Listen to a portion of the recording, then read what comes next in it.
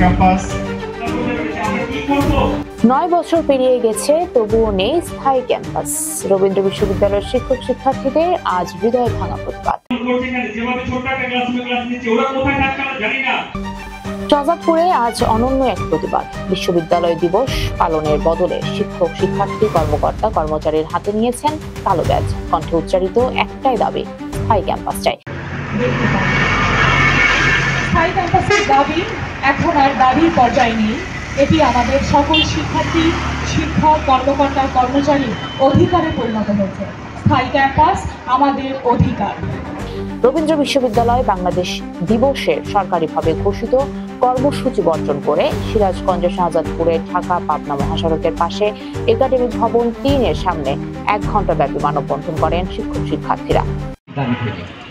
এবং অনতিবিলম্বে আমাদের ডিপিপি বাস্তবায়নের জন্য সংশ্লিষ্ট 9 বছরেরও মেলেনি স্থায়ী ক্যাম্পাস, এখনো ভাড়া ভবনে ক্লাস। শিক্ষার্থীদের নেই আবাসিক হল, মাঠ কিংবা গবেষণার সুযোগ। 595 কোটি টাকা প্রকল্প পাশ হলেও একনেক অনুমোদন দিচ্ছে না কেন? আন্দোলনকারীদের মতে 27 জুলাইয়ের একনেক সভায় প্রকল্প অনুমোদন না হলে পরবর্তী কর্মসূচি আরো কঠোর হবে। সকল পর্যায়ের উপদেষ্টা পরিষদ থেকে শুরু করে সচিবালয়ের প্রত্যেকটা প্রান্তে পৌঁছায় দিন।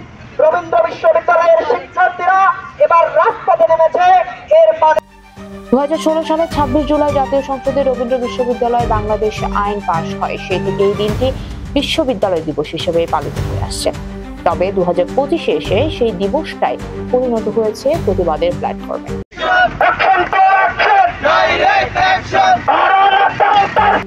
রবীন্দ্রনাথের শিক্ষাদর্শে গড়া বিশ্ববিদ্যালয়ে যখন শিক্ষার্থীরা ভবিষ্যৎ স্বপ্ন বোনে, তখন বাস্তবতার দেওয়ালে ঠেকে যায় তাদের আশা। এটা আমরা কেন নেব? আমরা বারবার বলেছি, এই স্বৈরাচার আমল যখন ছিল তখন থেকে শুরু করে 8 বছর হয়ে গেছে এই বিশ্ববিদ্যালয়ের, তারপরেও কেন আমাদের এই বাস্তবায়ন হচ্ছে না স্থায়ী ক্যাম্পাসের? ঠেকে যায় তাদের আশা। এখন সময় দায়িত্বশীল সিদ্ধান্ত নেওয়ার। তারা চায় শিক্ষা হোক সত্যিকারের স্বপ্ন পূরণের মাধ্যম। দেখছিলেন শাহজাদপুর উপজেলা থেকে মোহাম্মদ জুবাইর হাসানের রিপোর্ট।